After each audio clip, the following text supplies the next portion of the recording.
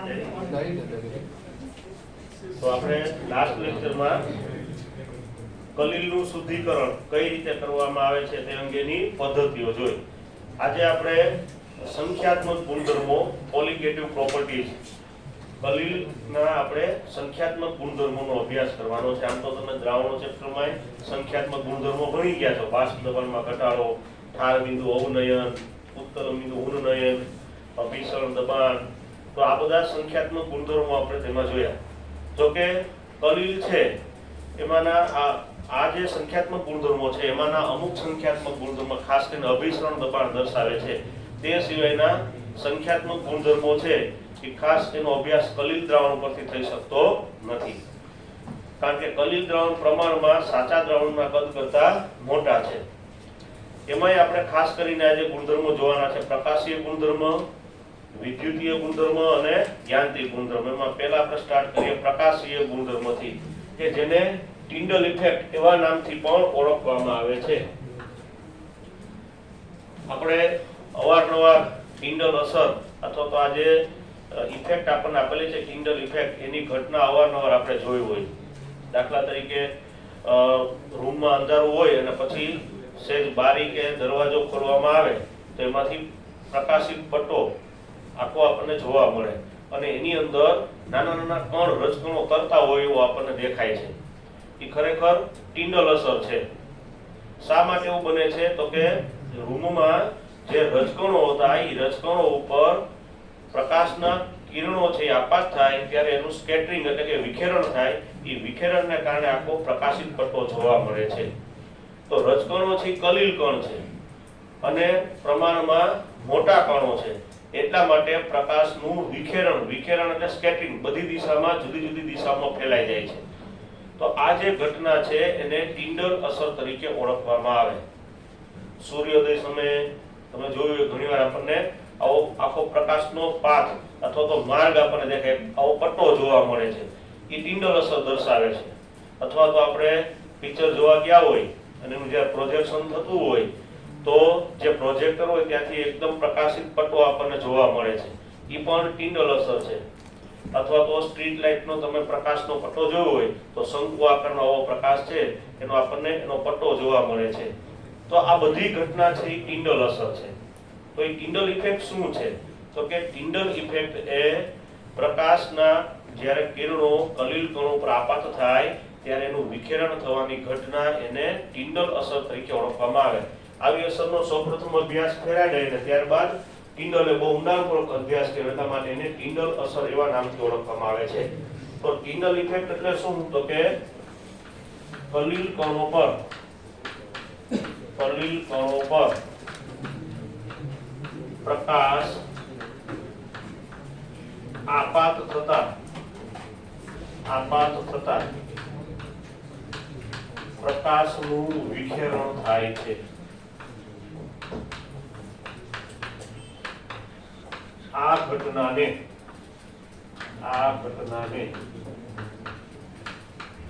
ટિન્ડલ અસર કહે છે.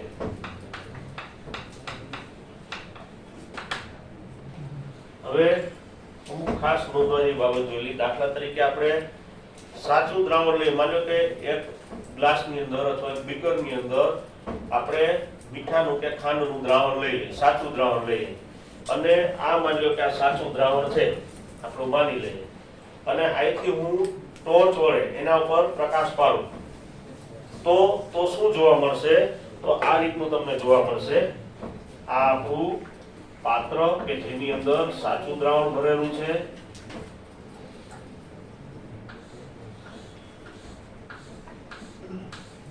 બરોબર, અહીંયા આગળથી આપણે પ્રકાશ છે એને પસાર કરશું. આમાંની એક ટોર્ચ છે આપણે માની લઈએ. તો એ ટોર્ચમાંથી પ્રકાશ છે એના ઉપર આપાત થશે. તો સાચા દ્રાવણ હશે તો શું જોવા મળશે? જો આ સાચું દ્રાવણ છે આપણે માની લઈએ, તો જે સાચું દ્રાવણ છે એમાં અહીંયા પ્રકાશ આપાત થશે એટલે અહીંયા પ્રકાશ આપાત થયો પછી તમને આ જે દ્રાવણ છે એમાં પ્રકાશ પસાર થતો હશે એ જોવા મળશે નહીં. આ પ્રકાશ છે અહીંથી નિર્ગમન પામશે, બહાર નીકળશે માની લો કે, અને અહીંયા આપણે કોઈ પડદો રાખેલો હોય તો અહીંયા આગળ આપણને આ પ્રકાશ જોવા મળે. પણ આટલો જે વિસ્તાર છે જ્યાં સાચું દ્રાવણ છે એમાં પ્રકાશનો માર્ગ આપણને જોવા મળશે નહીં. એટલા માટે કે સાચું દ્રાવણ ટિન્ડલ અસર દર્શાવતું નથી. શા માટે? કારણ કે સાચા દ્રાવણમાં આવેલા જે કણો છે, પાર્ટિકલ્સ છે, એનું કદ બહુ નાનું છે. આ પ્રકાશની જે તરંગ લંબાઈ હોય એની સાપેક્ષે બહુ નાનું છે, એના પરિણામે એ પ્રકાશનું વિખેરણ કરી શકતા નથી. એટલે તમને અહીંયા પ્રકાશનો માર્ગ નહીં દેખાય. આ માની લો કે મારી પાસે આ સાચું દ્રાવણ હોય ને, અહીંથી આપણે ટોર્ચ ફેંકીએ તો પાછળ પડદો રાખ્યો હોય તો ત્યાં પ્રકાશ દેખાય. પણ અહીંથી હું જોઉં તો દ્રાવણમાં મને પ્રકાશનો માર્ગ દેખાય નહીં. બીજું કે માની લો કે તમે બેઠા છો એ દિશામાં, અહીંથી કોઈ કાટખૂણે પ્રકાશ આ દિશામાં હું ફેંકું છું, આ કાટખૂણેથી કોઈ અવલોકન કરે તો અહીં કાળી સપાટી દેખાશે, અંધારું દેખાશે, કારણ કે પ્રકાશનો માર્ગ દેખાતો નથી.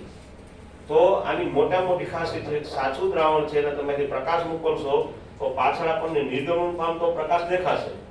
પણ કાટખૂણેથી અવલોકન કરવામાં આવે તો અહીંયા પ્રકાશ પસાર થવાનો માર્ગ દેખાતો ન હોવાથી આપણને સપાટી કાળી દેખાશે. આ સાચા દ્રાવણમાં આવું બને. હવે આપણે કલીલ દ્રાવણ લઈએ, એની કમ્પેરિઝન કરીએ એની સાથે. હવે માનજો કે આ પાત્રમાં આપણે કોઈ કલીલ દ્રાવણ લીધું છે.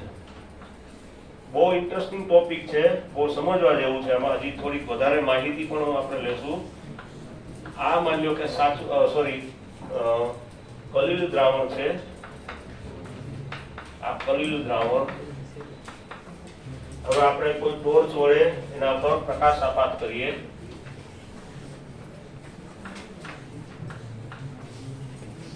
અહીંયા આગળ આપણે પડદો રાખેલો છે.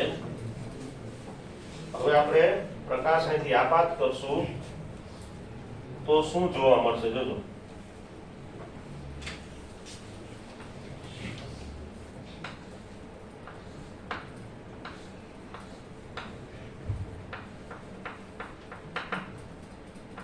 તમે જોશો કે આપણને આ જે પ્રકાશ પસાર થાય છે આ દ્રાવણમાંથી તેનો માર્ગ પણ આપણને દેખાય. એટલા માટે કે આખો આ ભાગ આપણને પ્રકાશિત દેખાય.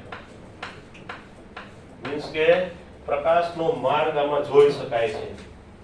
એટલે કે જો આ માનજો કે કલીલ દ્રાવણ હોય અને ટોર્ચ વડે અહીંથી આપણે પ્રકાશ આપાત કરીએ તો પ્રકાશ આ પડદા ઉપર પ્રકાશ આપાત થઈ તો મને અહીંથી દેખાશે. પણ જો કોઈ કાટખૂણેથી અવલોકન કરે તો આ દ્રાવણ છે એ દુધિયા રંગનું દેખાશે, અથવા તો એનો પ્રકાશનો માર્ગ છે એ સ્પષ્ટ જોઈ શકાશે. આપણે જોયું કે સાચા દ્રાવણમાં કાટખૂણે અવલોકન કરીએ તો સપાટી કાળી દેખાતી હતી, જ્યારે કલીલ દ્રાવણમાં કાટખૂણેથી અવલોકન કરવામાં આવે તો પ્રકાશિત દેખાય છે. સામાન્ય રીતે વાદળી રંગ જોવા મળે અથવા તો દુધિયો રંગ જોવા મળે. શા માટે આગળ આપણે જોશું, પણ કાળી સપાટી જોવા મળતી નથી. તો એનું કારણ શું છે? એનું કારણ એ છે કે આ કલીલ દ્રાવણમાં આવેલા જે કલીલ કણો છે, આ કલીલ કણો, ઈ કલીલ કણ ઉપર આ પ્રકાશ પડે ત્યારે એનું વિખેરણ કરે છે. એટલે કે જુદી જુદી દિશામાં પ્રકાશ આવી રીતે પરાવર્તિત થઈ જાય, ચારે બાજુ ફેલાઈ જાય છે. અને એટલે જ આપણે જોઈ શકીએ, માનો કે વાતાવરણમાં રજકણો તો છે જ, તો આ સૂર્યપ્રકાશ એના પર પડે અને એનું વિખેરણ થઈ જાય છે, સ્કેટરિંગ થાય છે. એટલે તો આપણે ચારે બાજુ પ્રકાશ ફેલાય છે એટલે આપણે બધી વસ્તુ જોઈ શકીએ છીએ. ત્યાં ટિન્ડલ અસર કામ કરે છે. તો આ એ વસ્તુ કામ કરે છે કે અહીંયા જે પાર્ટિકલ્સ છે, બધા નાના નાના જે કલીલ કણો છે, એ કલીલ કણો પ્રકાશનું વિખેરણ કરે છે. એટલા માટે આપણને પ્રકાશિત માર્ગ દેખાય છે. જ્યારે સાચા દ્રાવણમાં પાર્ટિકલ બહુ નાના હોવાથી પ્રકાશનું વિખેરણ કરી શકતા નથી. એટલે આમાં આપણને પ્રકાશનો માર્ગ અથવા તો પ્રકાશિત પટ્ટો આપણને જોવા મળતો નથી, જ્યારે આમાં જોવા મળે છે. આ ઘટનાને ટિન્ડલ અસર તરીકે ઓળખવામાં આવે. ટિન્ડલ અસર માત્ર કલીલ દ્રાવણો દર્શાવે, સાચા દ્રાવણો ટિન્ડલ અસર આપે નહીં. નિલંબિત દ્રાવણ તો પ્રકાશને પસાર જ ન થવા દે, બરોબર? એમાંથી પ્રકાશ પસાર ન થઈ શકે. તમે પાછળ પડદો રાખ્યો ત્યાં પ્રકાશ દેખાય જ નહીં, કારણ કે અપારદર્શક છે નિલંબિત કે આલંબિત દ્રાવણ. એટલે ટિન્ડલ અસર માત્ર કોણ આપે છે? માત્ર અને માત્ર કલીલ દ્રાવણો આપે છે. તો અહીં આગળ આપણે આજે ઉદાહરણ લીધું, એના ઉપરથી આપણે જોયું કે કલીલ દ્રાવણો છે એ પ્રકાશનું વિખેરણ કરી શકે છે અને આ ઘટનાને ટિન્ડલ અસર તરીકે ઓળખવામાં આવે. હવે આપણે આગળ બીજું જોઈએ કે ત્યારબાદ જિગ્મોન્ડી નામના વૈજ્ઞાનિકે આ કલીલનો થોડો ઊંડાણપૂર્વક અભ્યાસ કર્યો. કોને? ઝિગમુંડી નામના વૈજ્ઞાનિક. હવે એને શું કીધું જો આપણે એ જોઈ લઈએ. તો ઝિગમુંડીએ આ પ્રકારનો પ્રયોગ કર્યો.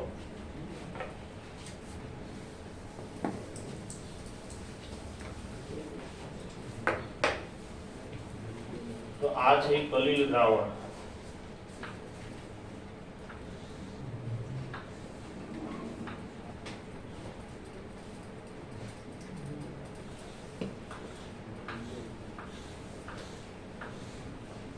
કલીલ દ્રાવણ છે, બરોબર.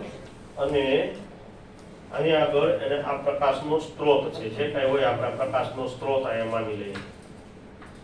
આ છે એ પ્રકાશનો સ્ત્રોત છે.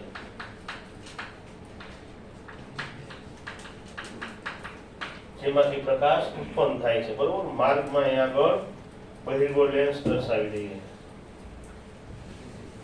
હવે આ જે પ્રકાશનું ઉદ્ગમ છે ત્યાંથી આ પ્રકાશના કિરણો આવશે લેન્સ ઉપર, અને ત્યાંથી આ જે કલીલ દ્રાવણ છે એના કોઈ એક કલીલ કોણ ઉપર માની લો કે કેન્દ્રિત થાય છે.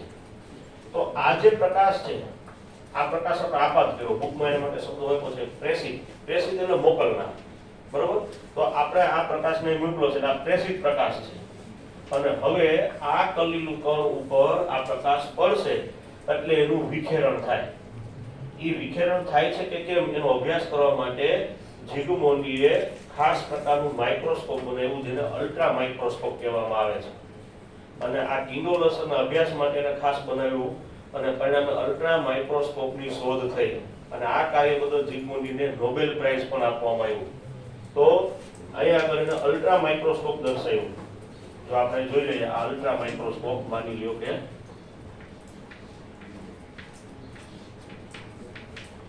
તો હવે આ પ્રકાશના કિરણો છે, આ પ્રકાશ આપાત થશે એટલે એનું વિખેરણ થાય. બધી દિશામાં આવું વિખેરણ થશે. અને એ વિખેરણ જેમાંનો કોઈ પ્રકાશ છે એ અહીંયા માઇક્રોસ્કોપમાં આવે ત્યાંથી એનું અવલોકન એને કહ્યું. તો ઝિગમુંડીને શું જોવા મળ્યું? હવે તમે જો આ પ્રકાશ આપણો મોકલો છે, પ્રેષિત પ્રકાશ, અને આ જે માઇક્રોસ્કોપ છે એના કાટખૂણે છે. જો એટલે અહીંથી પ્રકાશ મોકલવામાં આવ્યો અને ઝિગમુંડી એનું કાટખૂણે એટલે કે ઉપરથી અવલોકન કર્યું કે કલીલ દ્રાવણ કેવું જોવા મળે છે. તો અલ્ટ્રા માઇક્રોસ્કોપમાં એનો અભ્યાસ કરતા એને જોયું કે કલીલ દ્રાવણ જે છે એનું જે બેકગ્રાઉન્ડ છે આખો ભાગ કાળો દેખાય છે, બરોબર. અને એની અંદર નાના નાના ચમકતા એવા, જેમ કણ કેમ આપણે કેમ વાદળમાં રાત્રિ દરમિયાન આકાશમાં તારા ચમકતા હોય એ રીતે નાના નાના ચમકતા એવા ભાગ દેખાણા. શા માટે એ દેખાણા? કારણ કે જ્યારે આ પ્રકાશ છે એ કલીલ કણ ઉપર પડે ત્યારે પ્રકાશનું વિખેરણ થાય છે. વિખેરણ થાય છે એટલે એટલો ભાગ પ્રકાશિત દેખાતો હતો. જો એ કલીલ કણ નહોતા, અલ્ટ્રા માઇક્રોસ્કોપથી કલીલ કણનું અવલોકન ન થઈ શકે. અલ્ટ્રા માઇક્રોસ્કોપથી કલીલ કણને જોઈ શકાય નહીં. એના માટે અલ્ટ્રા માઇક્રોસ્કોપ યોગ્ય નથી. પણ આ જે વિખેરણ થાય છે એ વિખેરણ જોઈ શકાય. એટલે કે પ્રકાશ છે એ જ્યારે કલીલ કણ ઉપર પડે અને જે વિખેરણ થઈને પ્રકાશિત ભાગ બને છે એ જોઈ શકાય. એટલે એને આ આખું દ્રાવણ જે છે એમાં આવું એને ઓબ્ઝર્વેશન કર્યું કે આ દ્રાવણ છે એ દ્રાવણ એને આખું આ રીતે એનું બેકગ્રાઉન્ડ છે, પાછળનો ભાગ છે એ આખો કાળો જોવા મળ્યો અને એની અંદર આવા ચમકતા ભાગ જોવા મળ્યા, જે દર્શાવે છે કે આ પ્રેષિત પ્રકાશ છે એ કલીલ કણ ઉપર પડે એટલે પ્રકાશનું વિખેરણ થાય છે એટલે આવે એને ચમકતા ભાગ દેખાણા. તો આ રીતનું ઓબ્ઝર્વેશન એને કહ્યું. પણ ખાસ યાદ રાખજો, ઝિગમુંડી જે અભ્યાસ કર્યો છે એ કાટખૂણે અભ્યાસ કર્યો છે. મતલબ કે કાટખૂણેથી પણ આને જોઈ શકાય છે. આપણે જોયું સાચા દ્રાવણોમાં કાટખૂણેથી અવલોકન કરતા આપણને દ્રાવણ છે એ દેખાતું નહોતું, કાળી સપાટી દેખાતી હતી. જ્યારે અહીંયા એવું નથી બનતું, અહીંયા પ્રકાશિત ભાગ દેખાય છે. એટલે એનો મતલબ એવો થાય કે પ્રકાશનું વિખેરણ થાય છે. બીજું એક ખાસ આમાં જોવા જેવું છે, આગળ જતા આપણે જે જોશું, આગળ ચર્ચા કરશું. આ વિખેરણ જે થયું ને એ જ્યારે અવલોકનકારની આંખમાં પ્રવેશે ત્યારે જુદા જુદા રંગનું દેખાય. શા માટે? કારણ કે તમે હવે સમજી શકો કે આ કણ છે એના ઉપર પ્રકાશ છે આપાત થાય અને પછી એનું અથડાઈને પરાવર્તન થાય એટલે આ તરંગ લંબાઈ અને આ તરંગ લંબાઈ જુદી હોવાની. હવે આ જે તરંગ લંબાઈ ઉત્પન્ન થશે એનો અનુરૂપ રંગ દેખાય. એટલે આપણે પ્રકાશ મોકલીએ ત્યારે ત્યારે આપણને આ જે તરંગ લંબાઈ છે એનો પ્રકાશનો રંગ હોય, પણ જ્યારે સ્કેટરિંગ થશે, વિખેરણ થશે, ત્યારે પ્રકાશની તરંગ લંબાઈ બદલાઈ જાય. એટલે કાટખૂણેથી જોવામાં આવે અથવા તો પ્રેષિત પ્રકાશ સિવાયની કોઈ પણ દિશાએથી અવલોકન કરવામાં આવે તો જુદા જુદા રંગ દેખાય, એટલે કે દ્રાવણ જુદા રંગનું દેખાશે. એ પણ મહત્વનું છે કે અવલોકનકાર કઈ દિશામાંથી આ કલીલ દ્રાવણનું અવલોકન કરે છે. કોઈ અહીંથી અવલોકન કરે તો રંગ જુદો દેખાય, કોઈ અહીંયા પરથી અવલોકન કરે તો રંગ જુદો દેખાય. શા માટે? કારણ કે અહીંયા કોઈ વ્યક્તિ ઊભું છે તો આ જે કલીલ દ્રાવણ પરથી જે વિખેરણ થઈને પ્રકાશ આવે છે એની તરંગ લંબાઈ, અને કોઈ વ્યક્તિ અહીંયા આગળ ઉભો રહેલો છે તો વિખેરણ થઈને આવતા પ્રકાશની તરંગ લંબાઈ જુદી જુદી હોય, તો બની શકે. અને એટલા માટે કઈ દિશામાંથી અવલોકનકાર કલીલ દ્રાવણનું ઓબ્ઝર્વેશન કરે છે, અવલોકન કરે છે, એના ઉપર રંગ ડિપેન્ડ કરે છે. આપણને ટેક્સ્ટબુકમાં આપેલું છે, પછી હું છેલ્લે તમને અંડરલાઈન કરાવું બધી બાબતો. તો આ તમારે ખાસ નોંધવાનું છે. JEE નીટની એક્ઝામમાં આવા બધા પોઈન્ટ્સ લેવામાં આવે કે કલીલ દ્રાવણ છે એમાં અવલોકનકાર જુદી જુદી દિશામાંથી અવલોકન કરે તો રંગ જુદા જુદા દેખાશે. સાચું કે ખોટું? તો આ વિધાન સાચું થવાનું. ભાઈ વાતો બંધ કરી દો. તો અવલોકનકાર કઈ દિશામાંથી અવલોકન કરે છે એના ઉપર રંગનો આધાર રહેલો હોય છે. તો આ પ્રકારનો અભ્યાસ જીગમોન્ડીએ કર્યો. થોડાક વ્યવહારિક ઉદાહરણ બીજા જોઈ લઈએ. દાખલા તરીકે વાહનોની હેડલાઇટ છે એનો પ્રકાશ દૂર સુધી જાય છે. એનું કારણ તો એનું કારણ એ કલીલ જ છે. કારણ કે હવામાં રહેલા જે રજકણો છે એના ઉપર પ્રકાશ આપાત થાય એટલે વિખેરણ થાય એટલે દૂર સુધીનો પટ્ટો જાય છે. પણ તમે જો એ આખો જે પટ્ટો છે શંકુ આકારનો હોય છે ને. કોઈ પણ જ્યારે ટિન્ડલ અસર દર્શાવે ત્યારે આકાર શંકુ આકાર હોય, જેને ટિન્ડલ કોન અથવા ટિન્ડલ શંકુ કહેવામાં આવે. પણ એ શંકુ આકારનો પટ્ટો જોવા મળે, જેટલા ભાગમાં વિખેરણ થયો એટલો ભાગ પ્રકાશિત જોવા મળે. પણ એ સિવાયના ભાગમાં તો આપણને અંધારું જોવા મળે છે ને. એટલે એકદમ પ્રકાશિત પટ્ટો બને છે જે ટિન્ડલ અસર દર્શાવે છે. પછી ઘણીવાર આપણે આકાશ દર્શન કરીએ તો ટોર્ચ વડે આપણે આકાશના જે તારાઓ છે એના આકાર માટે આપણે એના ઉપર ટોર્ચ વડે એનો અભ્યાસ કરવા માટે ઉપયોગ થાય તો પ્રકાશિત પટ્ટો જોવા મળે છે આકાશમાં. એ પણ ટિન્ડલ અસર દર્શાવે છે. તો આવા ઘણી બધી વ્યવહારમાં આપણે ઘટના જોવા મળે કે જે ટિન્ડલ અસર દર્શાવે છે. તો આ પ્રકાશીય ગુણધર્મ છે એ બહુ મહત્વનો છે. આ બધી નાના નાના પોઈન્ટ્સ તમે ખાસ યાદ રાખજો. આમાંથી આવા MCQ પૂછી શકાય. બીજું તમને બે વિધાનો આપ્યા છે કે ટિન્ડલ અસર માટે જરૂરી બે શરતો કઈ છે. આ બે વિધાનો છે એ હું કદાચ સાલ ભૂલ ન થતો હોય તો 2017માં કે કદાચ 16માં હશે. JEE માં બેઠે બેઠા બે વિધાન આવેલા છે. સીધા જ કયા વિધાનો સાચા છે 1, 2, 1, 3 એવી રીતે પૂછાય એમાં બંને વિધાનો આપ્યા છે. જો આપણને શું કીધું છે કે ટિન્ડલ અસર ક્યારે જોવા મળે છે અથવા તો એના માટે જરૂરી શરતો કઈ છે. તો કે પહેલી બાબત, જે પ્રકાશ આપાત કરવામાં આવે છે તે પ્રકાશની તરંગ લંબાઈ કરતા કણોનું કદ વધુ નાનું હોવું જોઈએ. કણોનું કદ નહીં પણ વ્યાસ, કણોનો વ્યાસ. કોણ વાતું કરે છે? કણોનો વ્યાસ વધુ નાનો હોવો જોઈએ નહીં. પેલી સૌથી મહત્વની બાબત આ, જે પ્રકાશ આપણે કલીલ કણ ઉપર આપાત કરીએ છીએ એની તરંગ લંબાઈની સાપેક્ષમાં આ કલીલ કણ જે છે એનો વ્યાસ બહુ નાનો હોવો જોઈએ નહીં. બહુ નાનો જો વ્યાસ હોય તો ટિન્ડલ અસર જોવા મળે નહીં. બીજું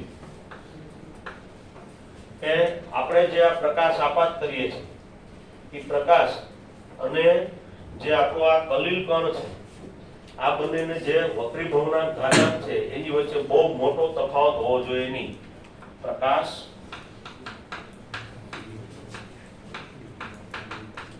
ની તરંગ લંબાઈ અને આપણું આ જે કલીલ કણ છે જે અનુરૂપ વક્રીભવના ઘાતાંક વચ્ચે મોટો તફાવત હોવો જોઈએ નહીં. આ બે મુદ્દાઓ તમે ખાસ નોંધ કરજો, કારણ કે આ પૂછી શકાય એવા છે. આ બે શરતોને આધીન આ ટિન્ડલ અસર જોવા મળે છે. બીજું કે હું આપણે વાત થઈ પ્રમાણે એનો બીજો મહત્વનો ગુણધર્મ છે રંગ, કલર. આ રંગ શેના ઉપર આધારિત છે? જો આ પોઈન્ટ પણ નોંધ કરજો એટલા માટે કે આવા નાના નાના મુદ્દાઓમાંથી બહુ મળશે. જે કલીલ દ્રાવણ બનશે એનો રંગ શેના ઉપર આધાર રાખે છે? જો ટિન્ડલ અસર કોઈ દર્શાવ નથી, ટિન્ડલ અસરની જ આપણે ચર્ચા કરી છે, પણ એના રંગ શેના ઉપર ડિપેન્ડ કરે છે? તો કે કલીલ કણોના કદ. બરોબર. બીજું પ્રકાશની તરંગ લંબાઈ.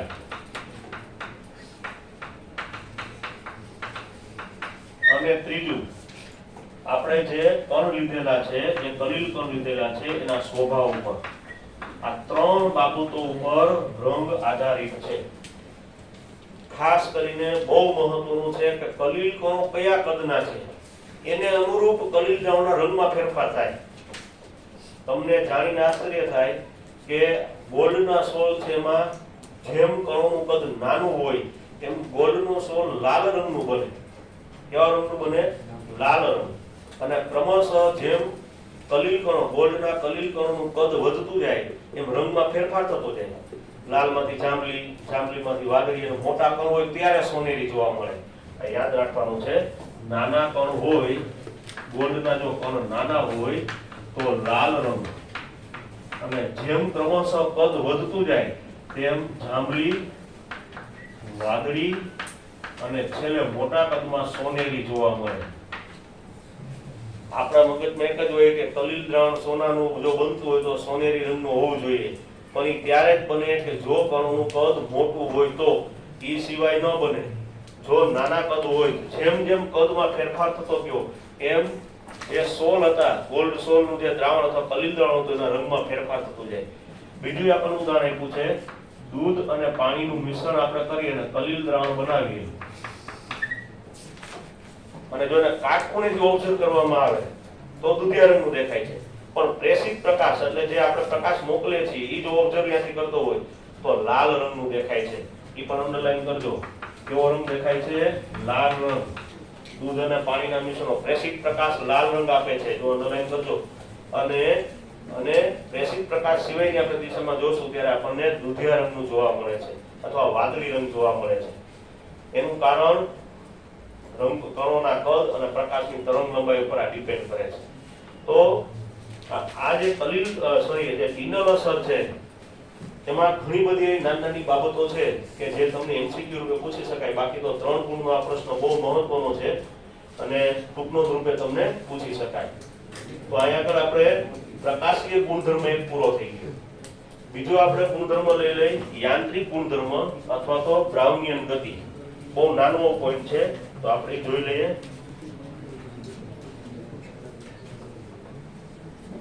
જો એ બ્રાઉનિયન ગતિ શું છે એનું ઓબ્ઝર્વેશન કોણે કર્યું?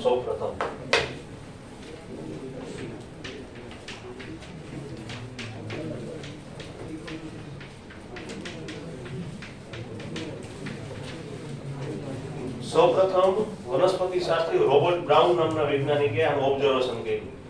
અચાનક જ આ શોધ થઈ ગઈ, કારણ કે એ જ્યારે આ પ્રયોગ કરતા હતા ત્યારે એને જોયું કે એક કોઈ બીકરની અંદર પાણી ભરેલું હતું અને એની સપાટી ઉપર એને હલનચલન જોયું. પછી એને માઇક્રોસ્કોપમાં એનો અભ્યાસ કર્યો તો જોયું કે જે પરાગરજ છે એ પાણીની સપાટી ઉપર, સરફેસ ઉપર ઝિગઝેગ આકારમાં અથવા તો અસ્તવ્યસ્ત રીતે ગતિ કરે છે, એવું એને ઓબ્ઝર્વેશન કર્યું. અને પરિણામે આ પ્રકારની ગતિ છે એને બ્રાઉનિયન ગતિ એવું નામ આપવામાં આવ્યું, રોબર્ટ બ્રાઉનના નામ ઉપરથી. અને એને જોયું કે આ પરાગરજ છે વાંકી ચૂકી દિશામાં એટલે અસ્તવ્યસ્ત રીતે ગતિ કરતું હોય છે.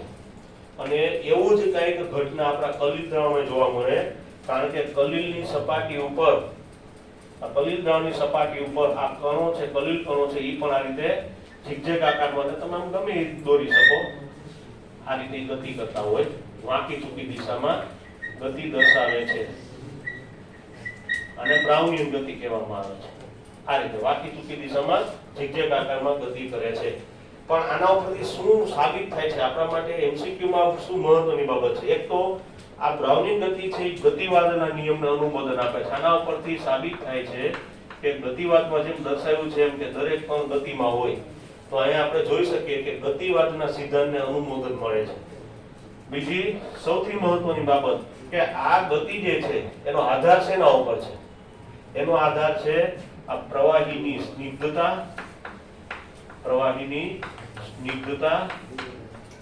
અને કણોના કદ ઉપર. જેમ પ્રવાહીની સ્નિગ્ધતા ઓછી એટલે એ પ્રવાહી પાતળું થાય. માની લો કે તેલ છે તો એની સ્નિગ્ધતા વધારે, પાણીની સ્નિગ્ધતા ઓછી, તો તમે સમજી શકો કે જો સપાટી સ્નિગ્ધ વધારે હોય તો એમાં કણની ગતિ અવરોધાય, અને પાણી હોય તો એના ઉપર કણની ગતિ છે એ વધુ ઝડપી હોય, કારણ કે પાણીની સ્નિગ્ધતા ઓછી છે. એટલે જેમ સ્નિગ્ધતા ઓછી અને જેમ કણોનું કદ નાનું હોય તો ગતિ ઝડપથી કરી શકે, કણોનું કદ મોટું હોય તો ગતિ ધીમી હોય. એટલે કે આ બ્રાઉનિંગ ગતિ શેના ઉપર આધારિત છે? આ પોઈન્ટ નોંધ કરજો. છેલ્લેથી બીજી ત્રીજી લીટીમાં આપ્યું છે કે આ બ્રાઉનિયન ગતિ છે એમાં કણોની ઝડપ, પ્રવાહીની સ્નિગ્ધતા અને કણોના કદ ઉપર આધારિત છે. પ્રવાહીની સ્નિગ્ધતા અને કણોના કદ ઉપર આધારિત છે. તો અહીંયા આગળ આપણો બીજો એક ગુણધર્મ, યાંત્રિક ગુણધર્મ પૂરો થાય છે. હવે બહુ મહત્વનો ગુણધર્મ આવવાનો છે, વિદ્યુતીય ગુણધર્મ. એની આપણે આવતા લેક્ચરમાં ચર્ચા કરશું. બંધ કરી દો.